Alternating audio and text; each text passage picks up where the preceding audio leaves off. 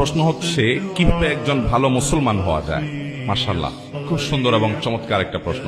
আমরা সবাই মুসলমান, নামে মুসলমান, সবাই ভালো মুসলমান না। আল্লাহর খাতায় মুসলমান কতজন, এটা নিয়ে সন্দেহ আছে।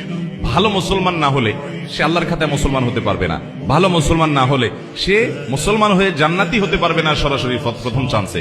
ভালো মুসলমান না হলে সে কখনো আল্লাহর প্রিয় বান্দা হতে পারবে না। ভালো মুসলমান হওয়ার জন্য কয়েকটি বিষয় লাগবে। ইমানটা বিশুদ্ধ থাকতে হবে। ইমানটা কি থাকতে হবে? বিশুদ্ধ থাকতে হবে।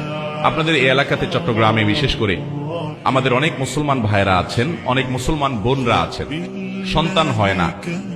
আল্লাহর কাছে দোয়া করে ঠিক আছে, কিন্তু আবার মাজারেও যায়। যে মাজারে কিছু মান্নত করে, কিছু টাকা পয়সা দেয়, মাজারে গিয়ে অনেকে সিজদা দেয়, অনেকে মাজারে যিনি শুয়ে আছেন তার কাছে বলে, বাবা আমাকে একটা ছেলে দিও, আমার একটা ছেলে সন্তান দরকার। আছে না না এগুলা?